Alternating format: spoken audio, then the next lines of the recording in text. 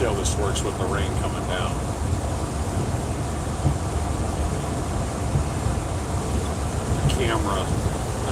The camera tries to focus on the wipers. I don't know if this is going to work, but I'm going to try.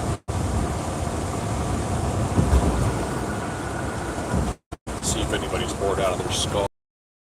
So it is now midnight. It was 1 o'clock a moment ago. Let's see if we get anybody to jump on here. I am on Interstate 57 southbound. I'm heading towards Memphis. I had a double load today, which is on Saturday is extremely unusual. A short load and then a long load. I see a high on there. I'm not supposed to read the screen, but I see a high, so high back. So I did a really short load in Indianapolis to Indianapolis, and then I was holing up at a truck stop right down the street from where I started out. Oh, happy Valentine's Day back at you. Yeah, I guess, yeah, it depends on which time zone you're in, but yeah, how you doing? This is, the whole expediting game is usually really slow on weekends unless you have a weekend run, which is you pick up Friday and deliver Monday, and then that makes life, gives you a weekend to get wherever, preferably a long distance. Yeah, it is over. But in this case, I got a call earlier today, and they said, hey, can you do a short run? And I was like, yeah, what do you got? It's from the airport to a place 8 miles away from the airport. And I'm going, yeah, that smells like a winner. They paid me $200. I'm like, yeah, we can definitely do that. So I went to the airport, hung out at the lounge in the airport. I talked about that earlier tonight, and I got this little short run across the street load, 8 miles down the street. And irony of ironies, I dropped it off at a big shipping warehouse for aviation parts.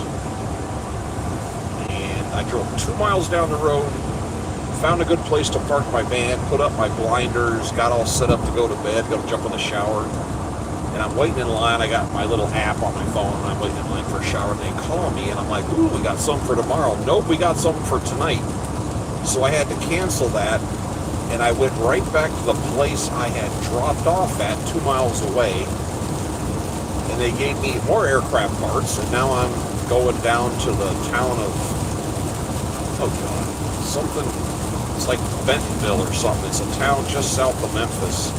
And this is a direct delivery. I don't know what the big rush is, but they want these parts really bad, so here we go. So that's why I'm back out here on the road. And what I had talked about earlier tonight is the parts I picked up were at the airport. You have the terminal, big terminal with all the big planes. And then you have what's called a fixed base operator, or an FBO. That's for little airplanes. FBOs have little airplanes. And at some of the bigger airports, they'll have call it Millionaire's Row. It's where the private jets and the high rollers go. And two of the brand names, a couple of them. One's called Atlantic. There's another one called Galaxy. And then the one that I went to today is called Million Space Air. So, kind of a play on words. I made 2 videos, if you look at my playlist, earlier today. One's called The Ultimate Lounge, and the other one's called The Ultimate Lounge 2. And being that I come from aviation, I understand the game. And they said your pickup is around 5:30. I got there at noon because I know these high-end FBOs have nice lounges and lots of food. And I wasn't disappointed. So I was just kind of hiding out there, eating their food, drinking their stuff. And if you watch the video, you'll see where I hung out all day. It was not just a room, it was a lounge room. They called it the theater. I watched Raiders of the Lost Ark. I haven't seen that in a while. I had the room to myself. Nobody else came in there the whole time I was there. I was just being a bum, but I enjoyed that profusely. having a day to kick back and lounge. Yeah, if you're in there, yeah, it's everything in there is part of it. It's free. They have snack foods and finger foods and drinks and stuff. And there was one airport in Mobile, Alabama, when I was flying a helicopter out in the Gulf, I worked out there for 14 years, and I used to work out of what's called the town of Venice, which is the lowest possible place you can get in Louisiana. And they say that San Francisco and New York are the armpits of America. Well, Venice, Louisiana is the sphincter. It's the last stop on the road, and there's a lot of oil field operations from down there. So I went down there, and we would fly and work our way east, and we'd get over by Alabama, and the guys would say, okay, you know, drop us here to work on this platform, go get fuel, and I would go into the downtown Mobile Airport, and I would land at the high dollar place and top off on fuel, and they had a deal there. Well, they had cookies for one thing, these really nice warm cookies, but you could order pizza as much as you wanted, and they would bring it to you. I mean, I ordered 5-6 pizzas, and then I go back out to pick my guys up, the whole back seat's full of pizzas, and they're like, where did you get this? Oh, I got it from the FBO. They, you know, to let you order pizzas. People kind of flipped out, so they would, then that's kind of the hook to get you to go there, as opposed to going someplace, because this is back when gas was $5 and $6 a gallon aviation fuel, and I'm taking on 85, 90 gallons, so they're making money. You know, it's just, you understand the game, and being, like I said, I come from aviation. I understand how this works, so I said, you know, I could sit here at this truck stop for the rest of the day, or go lay in the van, or I could go to the FBO and go, you know, I know they're going to have a nice company lounge. I didn't realize they had a theater room.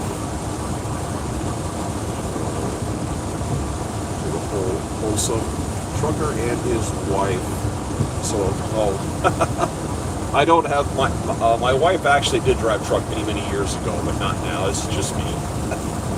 This is my get to 62 job since my aviation career came to a crashing halt when my flight surgeon said you don't need to fly anymore back to the tail limit 24. So this is a little more laid back, not as stressful. But the thing that was in my head today is I'm a massive World War II buff. I've been into World War II since I was 12, and I'm currently 57. So it's been a long time. And a lot of the autobiographies and the books and the movies and the magazines, they always talk about the exciting stuff. You know, the tip of the spear, the fighter pilots, the airborne paratroopers, stuff like that.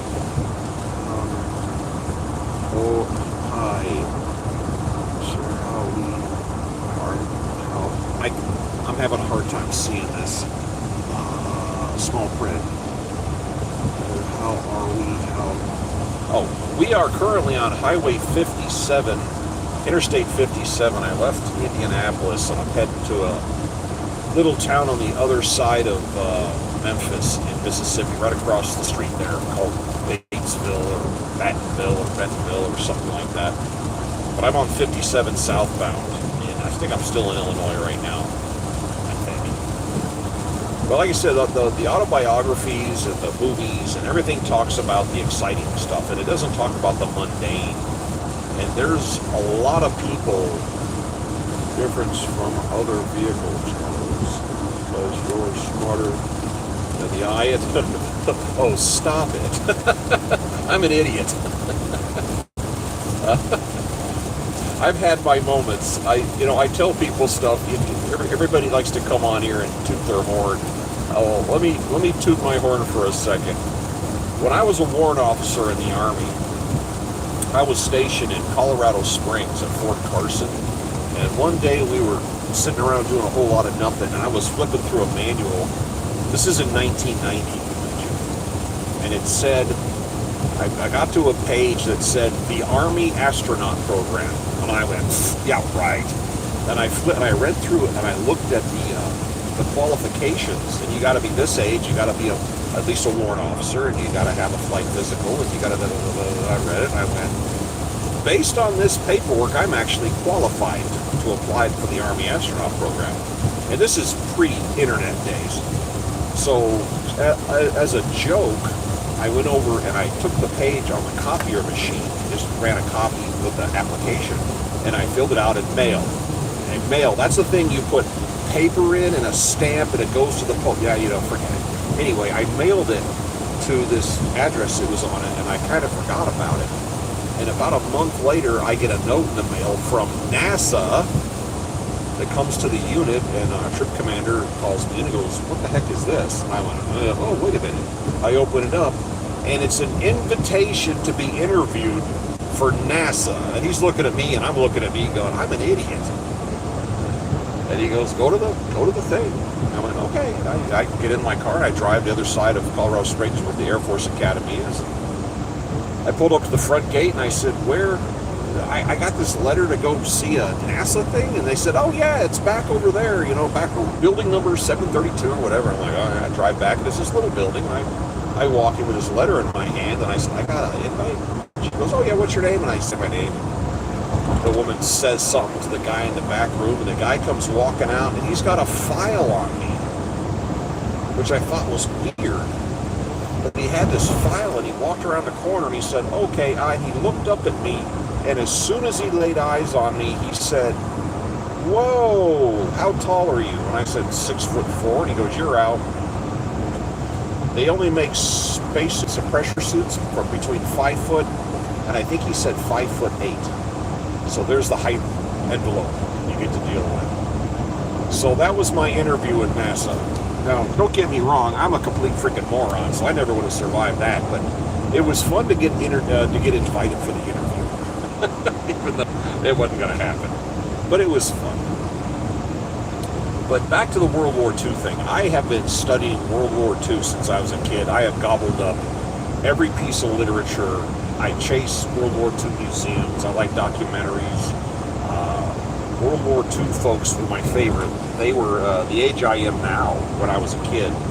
But at this point, it's less than 1% of the World War II crowd is around. They're down.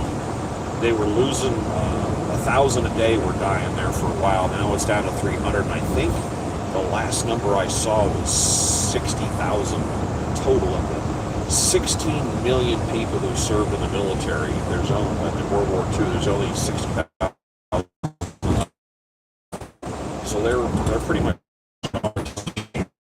I heard that. Whoa, dude.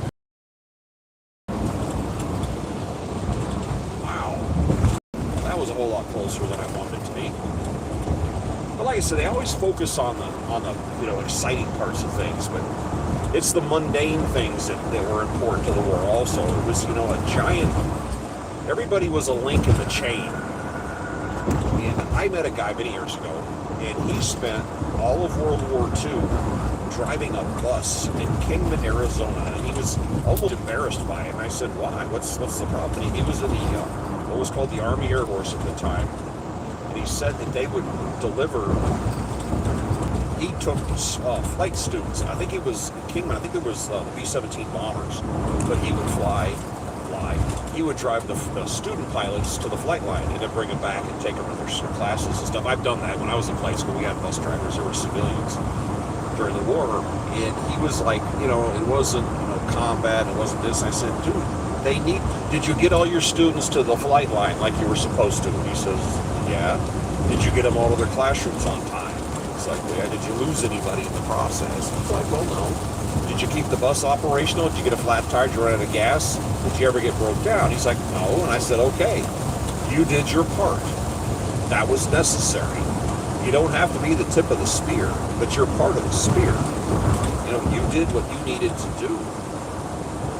And I read here and there. I would read little stories and little documents, some documentaries, mostly reading. I used to get World War II magazine. I don't think they make it anymore.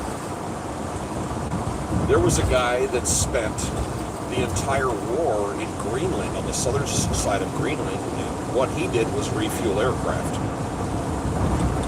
And they had one long runway at this base that doesn't exist. I actually went looking for it. It doesn't exist anymore. But he worked there for the entire the war, and an aircraft would get caught in the weather because there's unpredictable weather up there. But they would run low on fuel. They would come into this airport, and he had some basic crew quarters. There's only a handful of guys working there, and little tankers would come up to this little bay they lived by. They would plug the tanker, and his job was to pump the fuel up into the holding tanks. And aircraft would come in, they'd refuel them. Sometimes they get socked in for days, and they'd have to strap birds down and have crews stuck there with them for a while. But they had fog issues. And somebody figured out while working there, if the fog rolled in really, really bad, they had barrels, and they had lined the runway with barrels, but they were all cut in half, and they were full of rocks and dirt and soil and sand and whatnot. And on a foggy day, if the planes were coming in on the radio and they said, we're trying to get in and it's foggy, they had two vehicles, and one would drive in front of the other and pour a little bit of aviation fuel in the barrel. And then the next vehicle would come out and light it on fire. And it would not only light the runway, but the heat of the flames, or the heat of what was coming out of the barrel, would actually burn off the fog just a little bit. And these guys figured this out. So they would line the runway with burning barrels to let people come in. And he was talking about that. And I said, that you probably saved a few people's lives doing that kind of stuff. That was an important job to do that. There was another guy I read about, and this caught me completely off guard. He spent the entire war in Brazil buying cattle. I'm like, what is that? We had plenty of cattle and plenty of meat products here in the United States, but Germany had to go looking for food, and they would go to Brazil and buy cattle and ship it on neutral shipping so they could get it brought into maybe Spain, and then they'd move it across the border. They had a way of getting it and getting around sanctions and whatnot. But they would have to go down and buy it, and they would auction it. And this guy's job was to go to the auction and to run the price up. Literally just make Germany pay more money for it. He goes, sometimes I'd end up winning the auction and we'd have to ship it to the United States. We really didn't want it, didn't really need it, but occasionally it happened. I said, so his job was literally just to cause financial problems for Germany. Again, it's a pinprick. It's a pinprick, but it's you're doing something, that affects the war. And I thought, what a weird job to have in the middle of a war. And there were some Germans that had some weird jobs also. The guy, I read about this one. They had a weather station in northern Greenland. They sent a submarine and kicked a 3-man crew out. They built a little hut somewhere up in the rocks. And they had to send temperature and barometric pressure like 3 times a day. And that would tell you what was going to happen the next day in Europe weather-wise for offensive or defensive reasons. And they eventually got found out by the Allies. It got shut down. But there was another weather station on Spitsbergen Island, which is north of Norway. And there was a whole lot of nobody up there. And these guys did the same thing. They sent weather reports. And the war in Europe ended in May. And in September, a Norwegian fishing boat went up there, and a group of German soldiers walked up to them and said, hey, can we get a ride home? They kind of forgot about us. So months after World War II was over, these guys got stranded because Germany forgot about them up there. I was like, geez, that's rough. And about 30 years ago, I read a book by a guy had written, and he was born 1897 or something like that in Great Britain. And his whole, he talked about his whole, I don't know, he wrote the book or somebody else wrote the book. It's light rain, but it's really misty out here. And this guy started out selling fruit, apparently around the turn of the century, 1905, 1910, somewhere in there. You didn't go to a grocery store to buy produce. There was just people in London. They had these wooden rolling carts, and they would go out to the farms and buy fruit and vegetables, and they would roll it into town in the morning, and they would sell it on the street corner. That's what the guy did as a kid. And then World War I comes around, and he goes off and fights World War I. Comes back, and it kind of shocking to him. And then he got into business, and he was a very successful businessman, doing import-export. World War II rolls around, he tries to volunteer for the military, and of course the military says, hey, Grandpa, that's okay, this is, young man's war. And the early part of the war, the Germans were trying to starve the Brits out by just cutting them off and sinking the ships and making sure they didn't have supplies. And this guy had contacts all around the world, and one day he gets a phone call, and he answers it, and it's Winston Churchill.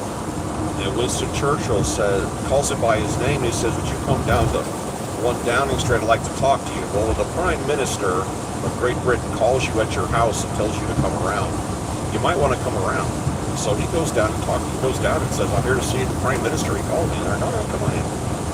And he said, we're starving out, and we need food. And there's a lot of bureaucracy getting in the way. I need you. I'm going to give you a job title. I'm going to make you a general right now, and I'm going to make you the Minister of Food. You have complete and utter control over the food acquisition and distribution in all the United Kingdom. And he said, I accept the job, but I want to be a civilian because I may have to get meat at a general once or twice. And he said, all right, if you have any problems, here's my phone number if you run into any opposition. So he went about setting up, calling all his contacts around the world and getting food moved. Now the ships were getting sunk, but some were getting through, and they were real close to getting starved out. But he had contacts in South America, and he had all kinds of people, and he got it rolling. And he found out that somewhere in the northern part of Great Britain there was a choke point where the food was coming in, but it wasn't getting spread out around the country. Well, one of the perks of his job is they gave him a car with unlimited fuel, because everything was rationed at that time. So they gave him a little car and unlimited fuel, and he started looking at the paperwork, realizing the problem was happening up on that dock up north, that loading point. So he drives up there and he finds there's some, which is very unusual for the time, a fat guy working behind a desk that's in charge of this whole dock place. And he says, what's going on? Why is this stuff sitting here? Well, we don't have the appropriate paperwork, and this isn't done right. I says, listen, we got people starving. You need to release this food right now. And the guy says, I'm in charge around here, and you're not going to tell me. And he says, I'm the Minister of Food for all of Great Britain. You need to release this stuff right now. And he said, you can't come in here and give me orders and blah, blah, blah. I said, do you have a phone? He dials Winston Churchill, the private number, and all he says was, I got a guy here giving me a hard time. And he says, hand him the phone. And he hands the phone to this stooge behind the table. And Winston Churchill said, do you recognize my voice? And you could see the look on his face. Yes, Prime Minister. He says, you do what that man tells you to do right now, or I will come down there to your office and execute you at your desk. Needless to say, that choke point got solved real quick from that 1,800 miles. What's 1,800 miles? I'm going, where am I going? Indianapolis down to Baxterville, or someplace other side of Memphis right now. It's only 525 miles to showing. To date, the longest week I've had was 4,400 miles. Was the longest week I've ever done in the van. The longest drive I've ever done non-stop was 2,825, but that was not in a van. That was in a car, driving really fast. I was Lower Manhattan Island to Redondo Beach, California, nonstop. Two stops for fuel. That was that. But I like reading little stories about that. During World War II in the United States, the unemployment rate was less than 1%. Because everybody went off to war, so there was a shortage of workers. And they were hiring anybody and everybody. This is the first time women got into the workforce. And the culture of the era was a lot of ethnic tension in the blacks and the whites and the Hispanic. Nobody mixed. Everybody kind of stayed themselves. Well, they needed so many bodies that ethnically, all that kind of went out the window, and everybody of all genders and all ethnicities all ended up working together because they didn't have a choice. And that I think that was kind of a breakthrough for people. There was a bomber plant in Michigan. I forget the name of it. It was Willow Run. It was called the Willow Run plant, and it had I think it was L-shaped because it almost went over a county line and the taxes were different. It seems like the factory was a mile long. It was the biggest indoor structure in the world, and it had its own weather patterns. It was so large inside.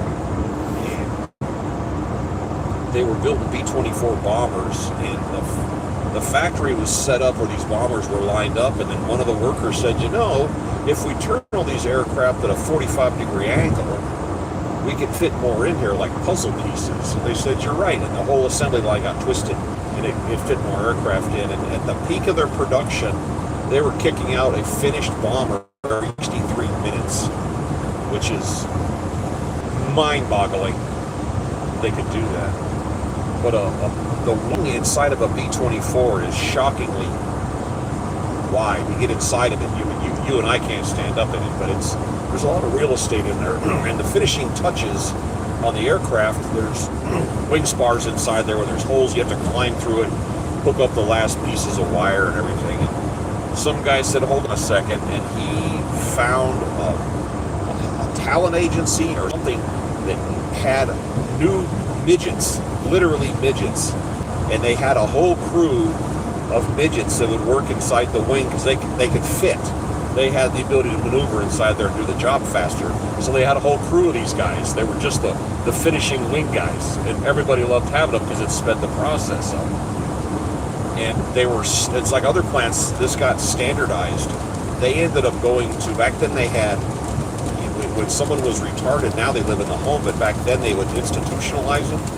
They went and got retarded people from institutions that they, what can we use them for? Well, they painted a stripe in the factory, like follow the white line stripe, and they painted big circles at different locations. Here's a blue circle, here's a red circle, there's a green circle, and they gave them three-wheeled bicycles towing little tiny trailers, and they would load up, a couple of boxes of nuts and bolts, and there was a plate on the bicycle. They were looking down and they would flip up the blue dot and they would say go, and they would look down and they would follow this white line till they got to the blue dot, and they would stop, and the people there would pull the cargo out, and then they'd flip the next color they needed to go to, and they'd work their way back around to the front. So these guys rode bicycles in the factory all day. They were delivering parts. Everybody had a job. They could find work for everybody, and I thought that was kind of cool. They did that. Willow Run plant, the building, which was ridiculously large. I did some research on it. It was used for various things, and they actually tore it down in 2014. I think the building was finally completely worn out by that point. Oh, catching some crosswinds here. I have mentioned this before in the past, but my grandfather on my dad's side, he was considered war essential, and he didn't serve in the military. He worked at a defense plant in Chicago. He's from the south side of Chicago. But he, from 1936 to 1974, my grandfather was the guy that chose the trinket that went in the Cracker Jack box. Nowadays, if you buy Cracker Jacks, you get a sticker. But back when he was doing it, it was a trinket. It was a thing you could hold in your hand, and it was usually made out of metal. And back during the war, it was an airplane or a bomb or some kind of military-oriented thing. And what cracked me up is when I was a teenager, my grandfather started telling me about it. Back in the 40s and 50s, they didn't have all the laws that are in place right now, about bribery. And if you think about it, you're going to make what's this guy down East Park? If you're going to buy 15 million of these little trinkets to put in a box for this month's run of Cracker Jacks, I imagine you're going to get real friendly with the guy that makes the decision of what gets put in that box. So again, bribery was a thing back in the laws against it. And my father used to kid, my dad was born in January of 42. He said as a kid, there'd be a knock at the door, and there'd be some guy standing there with an envelope and a clipboard. He'd be like, sign here, and in the envelope was a set of car keys, and there was a brand new car parked in front of the house. one day my grandfather built his house at the very end of World War II, 1946. He built a house in the town of Midlothian, south of Chicago, and he lived in it his entire life from that day forward. And he said in the early 50s, one day a crew of guys showed up. They added on the back room to the house, like a family room. They just showed up and poured pillars and built an entire add-on to the house and left. And then one time somebody put a roof on it. And then when my dad was a kid in the late 50s, he said they used to go on these vacations to Myrtle Beach. You go down to Miami, and all expense paid trips. It was just kind of cool. My grandfather wanted to go duck hunting once, and somebody showed up with a Browning double-barrel shotgun. It was all fancy with the gold grave stuff on it. You just go, jeez. But that's how it did it. That's how it was done back then. But that kept him from going in the military. My other grandfather was he was a pilot. And he was and I've told this story a long time ago, but he was a pilot before the war, and then they put him in to go be a pilot in the military, and found out he was colorblind, which he didn't know that. So that was the end of that. Great. What's that say? Have a great... I'm trying to read this. I'm not supposed to. Champion, great Tiger champion. Okay. I don't know why, but I have a hard time reading that. I'm not supposed to, but I have a hard time reading that. But, this is... And I told this story a long time ago on here, but Pearl Harbor got hit on December 7th. My grandfather was a mechanic at the time, an aircraft mechanic, and he was at a stage field, not at Pearl Harbor, but down the street from Pearl Harbor, and I asked him about it when I was a kid, because, World War II is my thing, but he never talked about it. And then one day he talked about it when I was, I think, 13 years old, and he said how he started this story, and I always was fascinated by how he got into this. He said that milk cows in Hawaii were kind of rare. There weren't a lot of them, and you couldn't transport milk across from the States because they wouldn't make it on time. Just too much time had passed, it wouldn't be any good. So in the military, the only time you got milk was on Sunday. So everybody got up for breakfast on Sundays, because you got your quart of milk, your 1 quart for the week, and you're that age where your body really needs milk. You get older, it's not that much of a thing, but as you're younger, your body needs milk. So everybody would get up for breakfast on Sunday. So they're at the stage field, and the bombs start dropping on Pearl Harbor. Hello from Croatia. Wow, Croatia. No kidding. Huh. All right, hey, well, I think, that's a big capital, I think I'm in Illinois, and I am southbound on Interstate 57, left Indianapolis, and I am heading down to the other side of Memphis with 6 boxes of aircraft parts. So my grandfather's at breakfast, and he hears the bombs go off, and everybody kind of runs outside, sees the smoke, and they're starting to size up the situation. And he said he looks around, and every single person is holding their quart of milk in their hand, because nobody wants to leave it in there, because they think someone's going to steal it, including him. And that caught me off guard. It's like, seriously? He goes, yeah. But anyway, they ran to their little airfield for maintenance.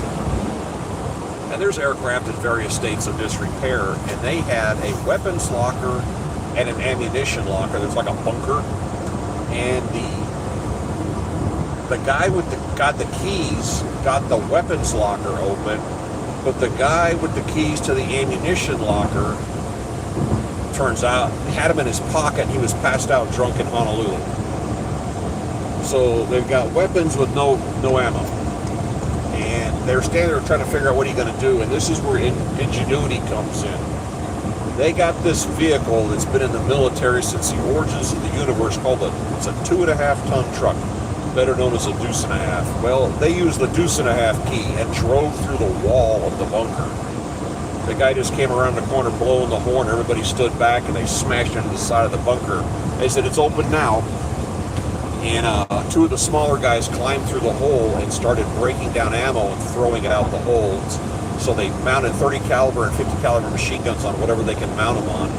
And these two guys were in there tossing ammunition out the hole inside of the ammo locker. And my grandfather spent the better part of the Pearl Harbor attack running back and forth between the hole in the wall and ammunition, like throwing belts of ammunition. Everybody just found a job and did it. It wasn't like something they discussed. But they just ran back and forth, back and forth, back and forth, back and forth, and tossing these rounds on them out to people. And he said he didn't see any Japanese planes get shot down, but he did see quite a few of them leaving with smoke coming out of them.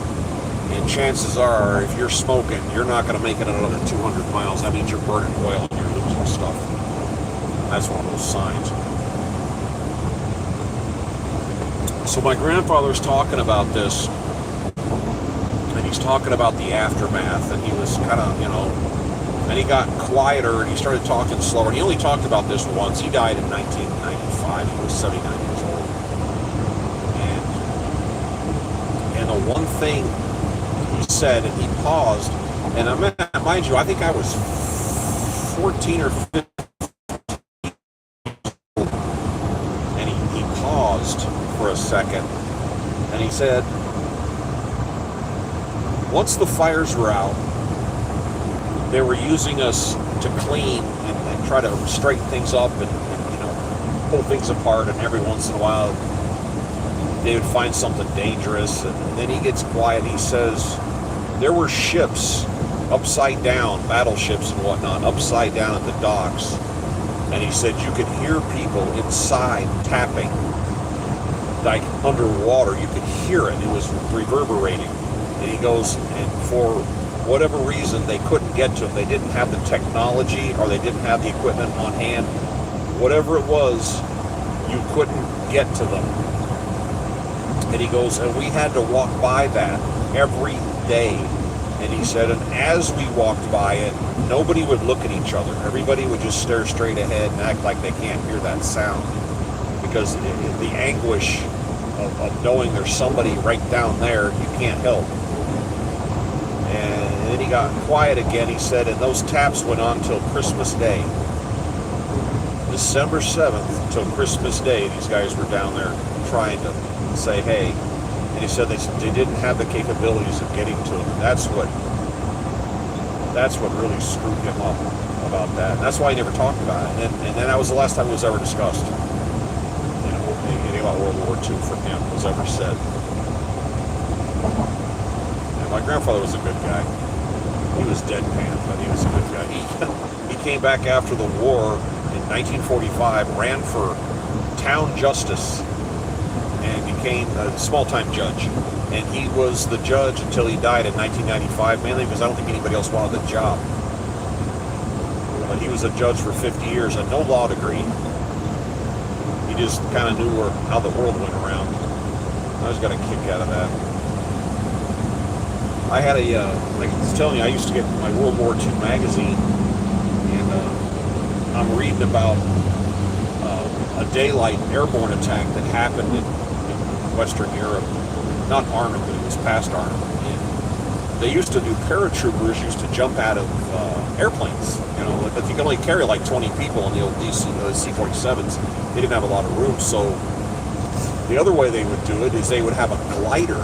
They would tow a glider in and get over the drop zone, and they would cut the glider loose, and the glider would just fall out of the sky, and they'd land, and they'd jump out of that. So you can double down, because you want to get as many people and as much equipment on the ground as fast as you can before the enemy can counterattack.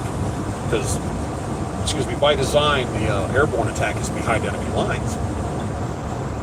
And the gliders, the ones that the United States used, Brits were different. It was called a Waco glider. And it's, it's like a drum. You want to thump it with your finger. It's just a cloth-covered piece of wood. And they would train infantrymen to fly it. So as soon as they landed, they would just jump out in the infantry, and basically the glider was disposable. And if you ever want to see one, there's a place in Lubbock, Texas called the Silent Wings Museum, and they have one of maybe 2 or 3 in the world that still exist indoors. if you want to see it. So the gliders, the pilots sat on a wooden bench. They didn't even have seat belts. The guys in the back had benches, no seat belts. And when they would land, they'd all link arms and basically do a crash landing, and people would, fall out of it and run off into the, woods. But the nose of the aircraft, there was a latch on the outside. You could open the latch and lift the nose of the aircraft open, and they would either put a Jeep, a trailer with a bunch of ammunition, or a little short stubby artillery gun inside. So they would land. The Jeep would drive out of one of them, go to the other one, grab the artillery piece, and someone else would grab the ammunition. It was, kind of a little miniature, firepower.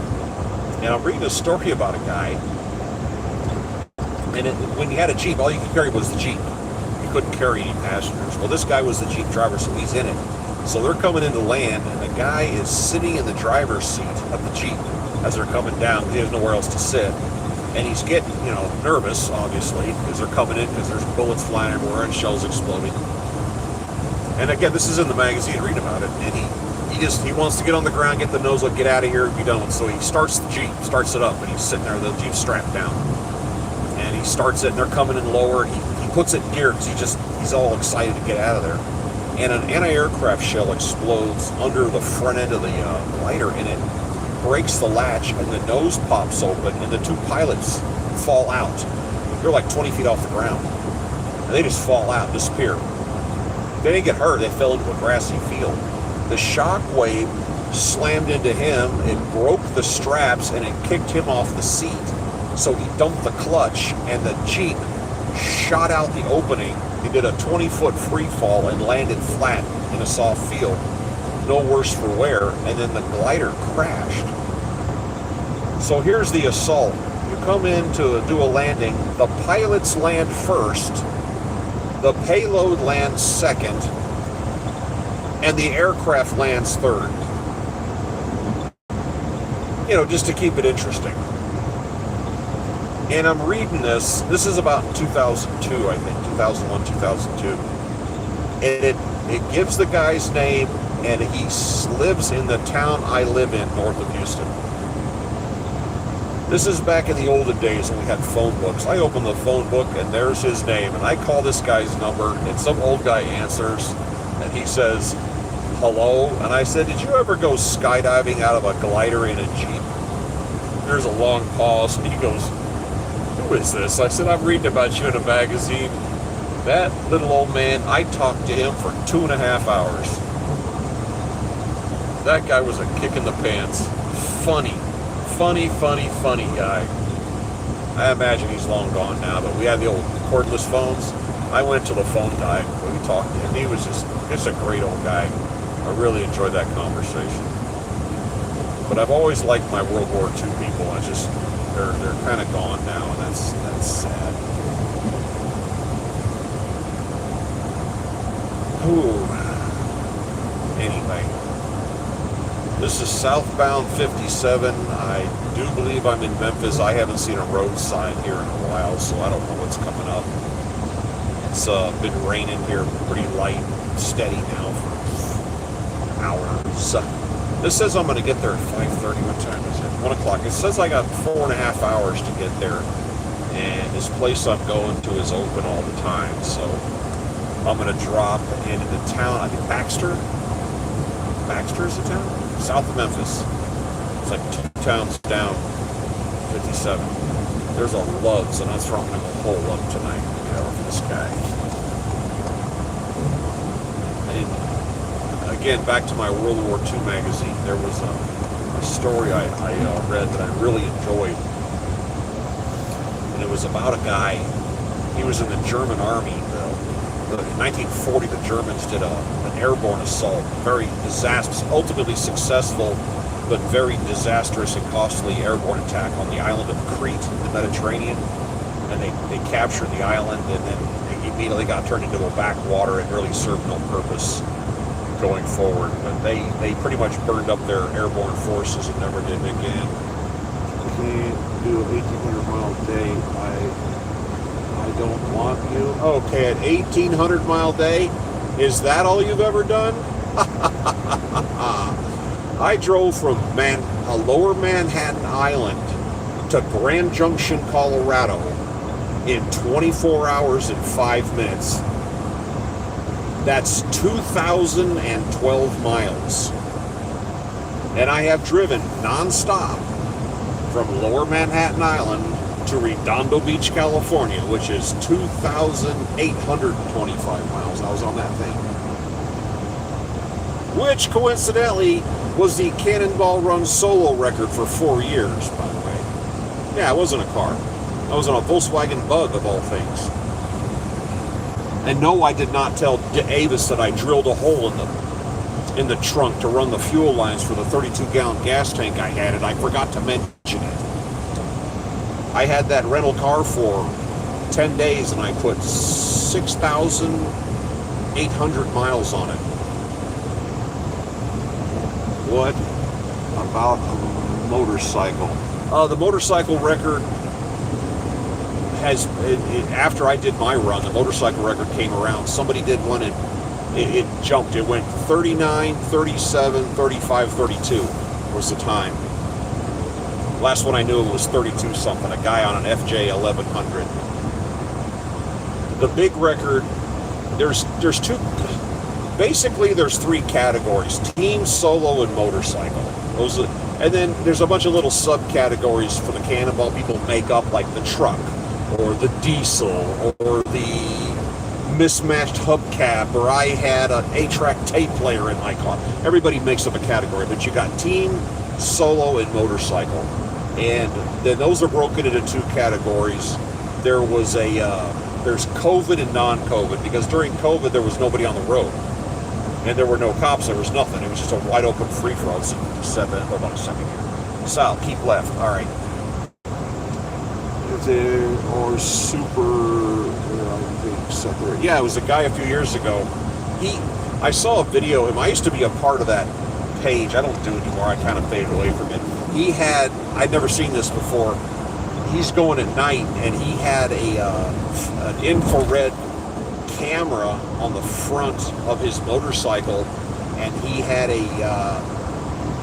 like a computer monitor, like a tablet, on the gas tank, and he was looking down. He could see there weren't any deer coming out in front of him.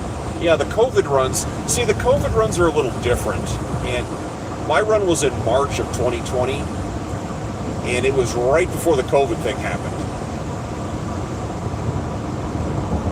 Wait a second here. I think same video. I don't know about the video. I don't mess around with Facebook anymore. But if you want to know where all the Cannonball people hang out, it's called the C2C, as in the letter C, the number 2, and the letter C. C2C Express is where the Cannonball crowd hangs out. Hold on a second here. I'm trying to watch the road. You talk about the video. Yeah, I got a video for you to go watch. You got a pen handy on YouTube? Look up.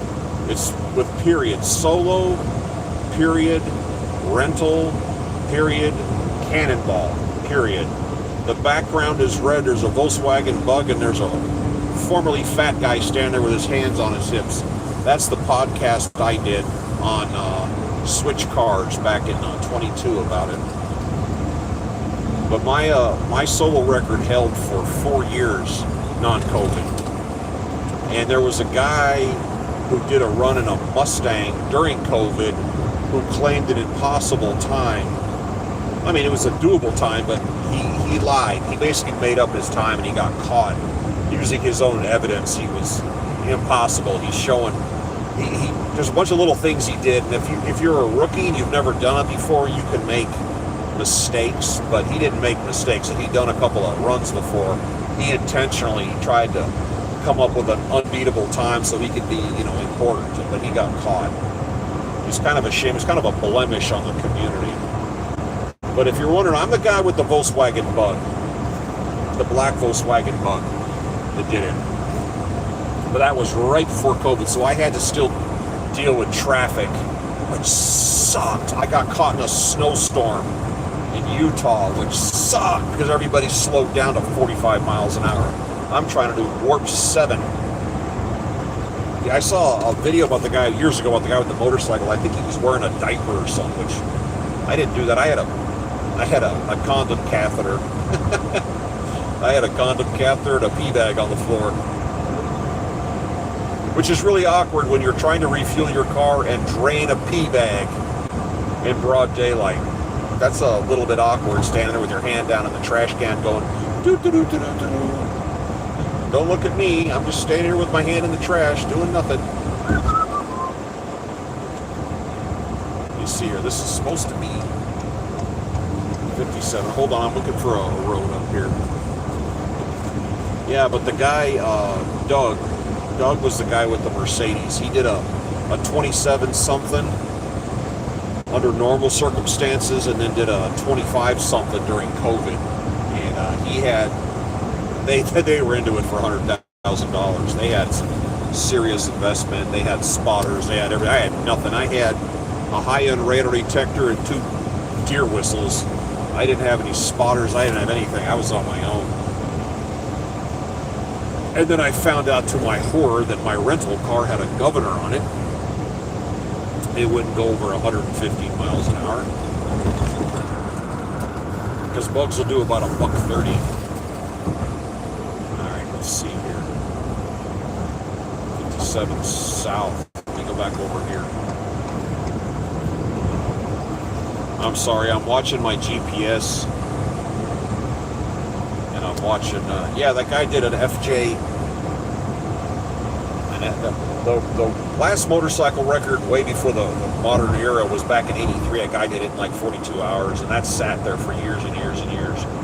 And then a guy did it in 39 hours, and this was really weird. He actually stopped and slept at some point, which doesn't make a lot of sense to me. But he slept at some point. And then, like I said, there was a 37-hour guy, and then like a couple of days later, a guy did a 35-hour. And then this last guy with the FJ11 or 1200, he did a 32, which my time was totally beatable.